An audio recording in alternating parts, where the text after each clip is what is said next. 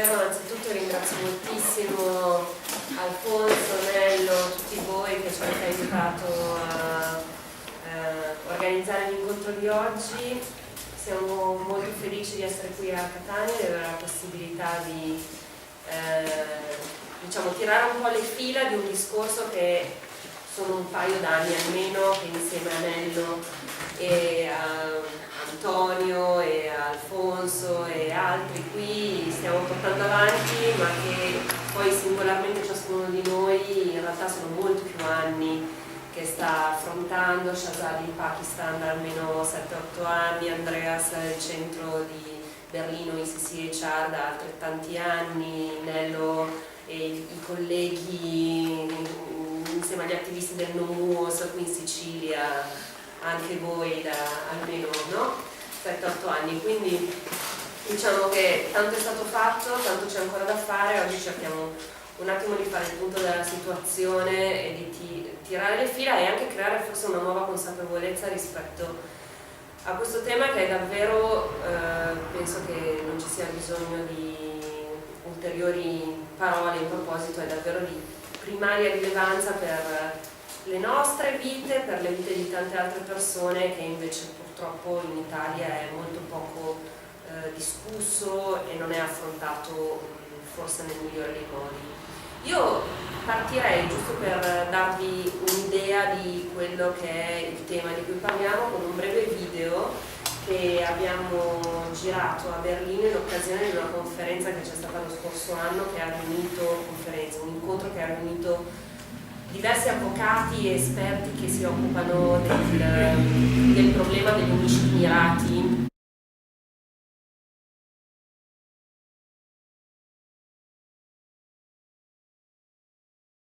There was a big damage caused by this drone strike.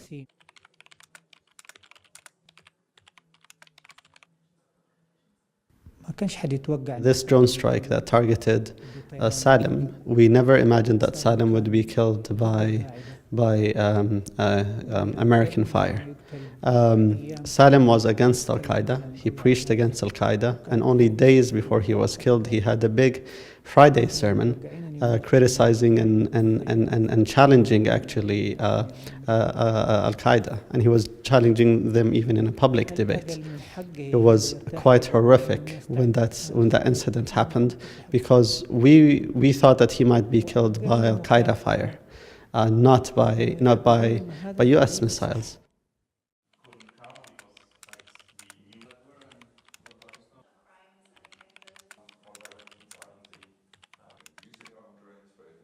The idea of hyper-precision airstrikes that now only kill terrorist, militant, enemy fighters is an illusion.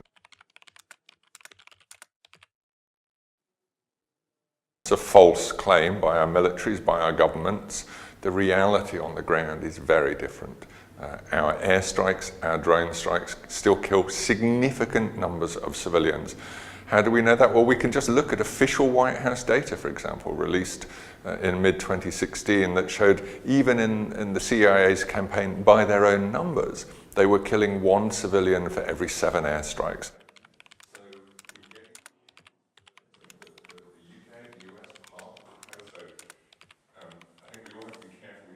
From US, unfortunately, we don't get any response.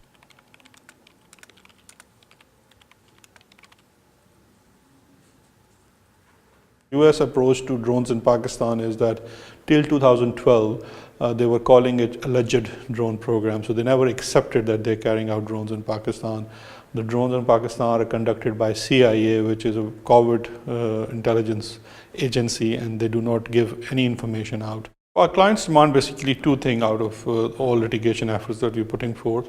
One is accountability, that those who have killed their family members, who are innocent as well and civilians, they should be brought to justice.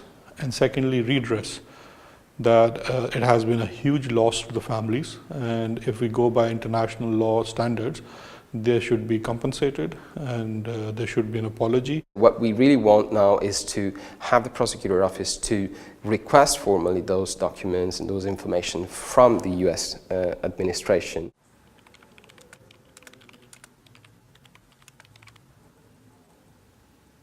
The Italian intelligence was active on the case of Mr. Lopoto. They were working effortlessly to seek his release. So we want to understand how it's possible that the Italian intelligence on the ground was not able to, pass on the information they had on the American intelligence or those responsible for the drone strikes. So for us at ECCHR, it's really important to address gross human rights violations in the so-called global war on terror. One case is the litigation on Ramstein Air Base. It's a case brought for a Yemeni family against Germany. It would be very difficult to overstate the role that Ramstein plays in US drone wars. What they're doing, the commands are sent, is to go through undersea cables all the way to Germany to a relay station that is housed at Ramstein military base. That then communicates with a satellite that then sends those communications down to the drone, enabling the missiles to fire. So every time that there is a drone strike in the Middle East or in Afghanistan, the overwhelming chances are that the signals for those strikes have been run through Germany. The United States wanted to actually position the pilots in Germany, and there was a lot of tense negotiations in the immediate aftermath of 9/11, and the German government, I think rightly, said that it would be inconsistent with European human rights standards and also some German laws, because you would have actual combat operations being run from German soil. Now, it's sort of a distinction without a difference, because the reality is that they are using Germany to do this. It's just that the pilots have to sit, just outside of Germany's borders. So, it's sort of like a half-principled stand. It's important that the German government, but also other European governments, counter US positions on international law. And at the same time, Germany in the bilateral relations with the US must take a stronger position how Ramstein Air Base is being used, especially as part of the global drone program. What's being said to individuals, litigation and casework, before we then have a break. We got one judgment by the Administrative Court of Cologne, which rules that our clients from Yemen have standing in Germany, that they are also protected by the German constitution, because Germany is involved in drone strikes by allowing the US to use Ramstein Air Base for the program.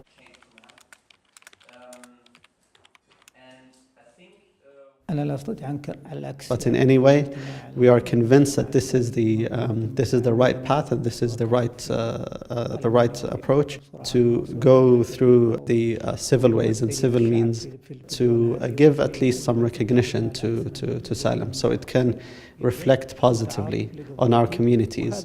There is actually some justice that could be achieved through litigation.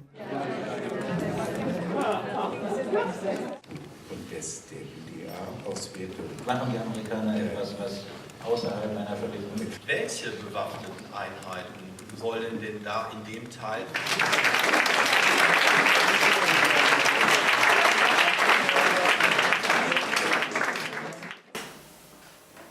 Quindi questo video era per darvi un'idea, sebbene davvero una prima idea di quello che il Centro European Center for Constitutional and Human Rights sta portando avanti come impegno per svelare quella che è la realtà dietro l'impiego di questa tecnologia militare che sta prendendo così piede oggi. Personalmente ho iniziato ad occuparmi del tema come studiosa, come accademica, analizzando la questione dell'impiego dei droni sotto il profilo dell'illegittimità degli omicidi mirati, i cosiddetti target killings, che sono una prassi.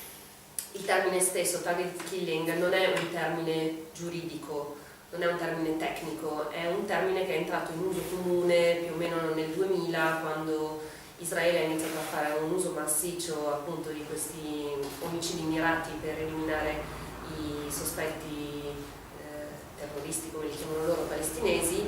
Poi all'inizio ha incontrato anche una forte resistenza anche da parte degli Stati Uniti. Poi tutto è cambiato dopo il 2001, dopo gli attacchi alle Torri Gemelle, e questo termine oggi è diventato un sinonimo sostanzialmente di quello che gli Stati Uniti fanno con i loro droni, però non è chiaramente un qualcosa di limitato a quel paese, non è qualcosa di lontano da noi, anzi, come abbiamo visto nel video che si concentra molto sulla Germania, è una guerra che davvero è entrata nei nostri paesi, nelle nostre case. In Germania il punto di collegamento importante è stato la base di Ramstein, perché, come vi spiegherà meglio l'avvocato mio collega Andreas Schuller, è ormai dimostrato, sebbene le stesse autorità tedesche a lungo l'abbiano negato, che appunto i dati passano dagli Stati Uniti ai droni attraverso e grazie alle installazioni che si trovano appunto sul suolo tedesco a Ramstein. Ma in realtà in Italia, e in particolare qua in Sicilia e in particolare a Sigonella, a quanto pare non stiamo svolgendo un ruolo di minor rilievo rispetto a questa globale guerra dei droni. A Sigonella per vari motivi e a Niscemi per vari motivi ci sono forse 2 o 3 elementi da tenere in considerazione, che sono solo astrattamente collegati ma poi concretamente distinti. Un primo elemento è quello della presenza fisica dei droni statunitensi nella base di Sigonella, nella parte della base di Sigonella che è concessa in uso esclusivo agli Stati Uniti d'America. Un altro è il ruolo di Sigonella come sorta di backup di Ramstein, e questo è collegato all'allargamento di Sigonella, di cui forse Antonio parlerà meglio. Quindi un ruolo che prescinde dalla presenza fisica della macchina, del drone, ma che è altrettanto importante. E poi quello che voi tutti conoscete, penso bene, che è il Muos, e quindi questo sistema che si trova nella base di Niscemi. Per quanto riguarda il nostro incontro di oggi, ho deciso di non annoiarvi con questioni tecniche o giuridiche sul perché gli omicidi mirati, i cosiddetti target killings, siano illegali e illegittimi dal punto di vista del diritto internazionale. Però se qualcuno di voi fosse interessato, trova tra l'altro stampato lì un articolo che è scritto in termini abbastanza semplici, che avevo già pubblicato nel 2013 e che vi dà i termini anche giuridici della questione. Quello di cui vi vorrei parlare oggi veramente in 5 minuti, prima di lasciare la parola ai miei colleghi, è quello che come Centro europeo, European Center di Berlino, stiamo facendo rispetto al ruolo di Sigonella nella guerra dei droni. E siamo partiti da un dato che è palese, ossia la mancanza di informazioni, la mancanza di trasparenza, la mancanza di chiarezza da parte del governo italiano rispetto a che cosa si stia veramente facendo a Sigonella. Quindi, come voi saprete, nel febbraio del 2016, quindi febbraio dell'anno scorso, tramite delle rivelazioni prima del Wall Street Journal, che poi sono state riprese da alcuni giornali italiani, tra cui la Repubblica e altri, abbiamo saputo che il governo italiano avrebbe concesso l'autorizzazione agli Stati Uniti ad avere a Sigonella una presenza fissa di droni, non più solo di spia, non solo sorveglianza, ma droni armati. Da lì abbiamo incominciato a chiederci sulla base di che cosa il governo potesse avere concesso questa autorizzazione, quali erano gli atti, quali erano gli accordi internazionali. Siamo risaliti nel tempo, abbiamo studiato tutto quello che era reperibile in materia e abbiamo visto che c'è un grandissimo buco sostanzialmente, c'è una mancanza assoluta di informazione che si ferma sostanzialmente nel 2006 con il Technical Arrangement che regola i rapporti fra l'Italia e gli Stati Uniti sulla base militare di Sigonella, in particolare appunto la parte dedicata all'uso esclusivo statunitense. Quindi mettendo insieme un po' di dichiarazioni sparse rilasciate dall'allora Ministro degli Esteri Gentiloni, l'allora e attuale Ministro della Difesa Pinotti, l'ex Premier Renzi, tutti che confermavano sì, abbiamo concesso l'autorizzazione agli Stati Uniti, è una cosa, sembrava una cosa recente, no? Questa della presenza dei droni armati a Sigonella. Siamo poi approdati leggendo agli scritti di Antonio Mazzeo, che già da tempo aveva avvertito di questa situazione, e in effetti andando a guardare meglio alcuni rapporti anche già del 2013 si vede che in realtà sotto completo silenzio, ma questa autorizzazione non è stata affatta concessa nel 2016 innanzitutto, ma molto probabilmente già nel 2012 o 2013. E in ogni caso non sappiamo sulla base di quali termini, quali sono quello che noi chiamiamo legal framework, cioè qual è la base giuridica che l'Italia si è data per concedere queste autorizzazioni e, come il governo ha detto, per concedere il via libera caso per caso, perché il governo italiano ci ha tenuto a ribadire più volte che l'Italia ha appunto un quadro giuridico molto restrittivo rispetto a queste operazioni di omicidi mirati, di targeted killings, di uso di droni, che saranno autorizzate caso per caso dal governo italiano su espressa richiesta degli Stati Uniti.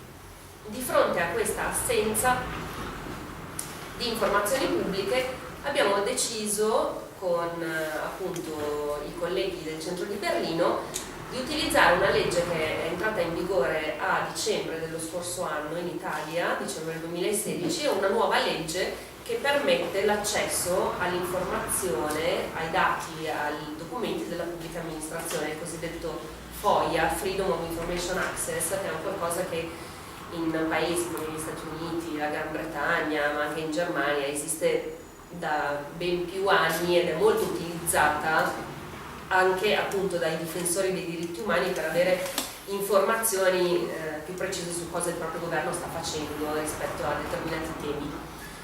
Quindi insieme a esperti di diritto amministrativo abbiamo presentato una prima richiesta, questo a marzo di quest'anno, quindi veramente poco dopo l'entrata in vigore della legge, che era entrata in vigore a fine dicembre, chiedendo alla Presidenza del Consiglio dei Ministri, al Ministro della Difesa e al Corpo dell'Aeronautica, sostanzialmente a chi ha il comando di Sigonella, di dirci, e qua magari vi leggo giusto 2 righe per farvi capire,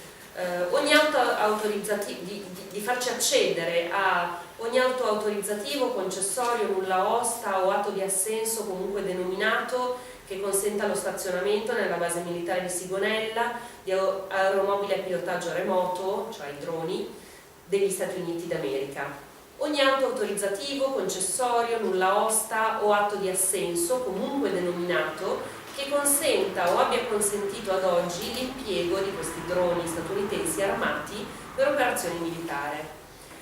Ogni ulteriore informazione accessibile relativa alla presenza nella base militare di Sigonella di droni APR statunitensi armati e non, quindi anche spia, e all'impiego dei medesimi per operazioni militari. Gli atti organizzativi, i dati riguardanti il personale impiegato nelle basi militari di Sigonella e i relativi costi. Devo dire, non a sorpresa, abbiamo ricevuto, a fronte di questa nostra richiesta che è stata appunto mandata alle diverse amministrazioni che vi ho citato prima, un fermo diniego rispetto alla nostra richiesta d'accesso, motivato sulla base del segreto di Stato, del possibile pregiudizio alle relazioni internazionali dell'Italia, il possibile pregiudizio alla sicurezza interna italiana. Tuttavia, siccome questo diniego è arrivato in modo sì forte ma molto poco dettagliato, la pubblica amministrazione ci ha risposto sostanzialmente con mezza pagina, dicendo tutto segreto di Stato, tutto pregiudizievole rispetto a questi interessi che vi ho citato, consigliati anche appunto dal nostro avvocato esperto della materia, abbiamo deciso di andare avanti perché la risposta non è soddisfacente, perché in realtà in base allo spirito di questa nuova legge sull'accesso ai dati e alle informazioni la pubblica amministrazione deve essere molto più precisa, eventualmente anche negando accesso a certe parti dei documenti che possano essere effettivamente pregiudizievoli rispetto a questi interessi di primo piano, però non può genericamente apporre un segreto su tutto senza specificare quali siano gli atti. Quindi abbiamo fatto un ricorso interno che è previsto dalla legge. A questo ricorso interno il responsabile della trasparenza ha ulteriormente risposto con invece qui una risposta un po' più dettagliata, cosa succedeva prima dell'estate, apponendo nuovamente tutti i possibili, facendo valere tutte le possibili eccezioni previste dalla legge. E anche qui abbiamo deciso di non fermarci, perché di nuovo in base a quello che la legge prevede, adesso non scendo nei dettagli, a nostro parere la risposta non è soddisfacente. Siamo andati davanti al TAR del Lazio e quindi abbiamo presentato un ricorso molto più strutturato, molto più lungo, in cui spieghiamo, fra le altre cose, che l'Italia non può secretare le basi giuridiche, perlomeno ci devono dire qual è il quadro giuridico di riferimento, perlomeno ci devono dire se c'è stato un addendum in forma di qualsiasi cosa abbiano fatto a questo technical arrangement di Sigonella del 2006, dove i droni non erano affatto previsti. Quindi non si capisce peraltro perché l'accordo di base è pubblico, si trova su internet, e il suo update sia questione appunto assolutamente segreta, a tal punto da non dirci neanche sì, abbiamo sottoscritto un accordo o qual è la data di questo accordo. Cioè, ecco, perlomeno questo dovrebbero dircelo. Poi tal più secretino le parti che ritengono siano pregiudizievoli. Quindi qual è al momento il nostro... A che punto siamo in tutto questo? Abbiamo avuto l'udienza il 15 di novembre, quindi anche per questo incontro, perché è tutto molto recente. In questa udienza il governo si è costituito, è venuto rappresentato da un avvocato molto ben preparato. È evidente, secondo il nostro avvocato, l'interesse del governo in questa causa specifica, assolutamente a non perdere, non vogliono che questi atti diventino pubblici, non vogliono neanche che le informazioni diventino pubbliche, e stiamo aspettando la decisione da parte del TAR, che probabilmente arriverà prima di dicembre. Dopodiché, volevo dire prima di Natale. C'è da novembre. 15 novembre l'udienza. I tempi sono accelerati per il FOIA. Sì. Chi è l'avvocato? Come si chiama l'avvocato? Che ci segue? No, quello del governo italiano. Avvocato dello Stato. Cesarone, mi pare. Dopodiché ci sarà da valutare sulla base delle argomentazioni che il governo eventualmente, no, che il governo sicuramente, cioè il giudice, scusate, amministrativo scriverà, se eventualmente andare davanti al Consiglio di Stato o meno. E ecco, questo poi è una cosa che anche discuteremo magari con i colleghi amministrativisti e chi si occupa da un punto di vista giuridico della vicenda, se eventualmente poter unire le forze su questa questione.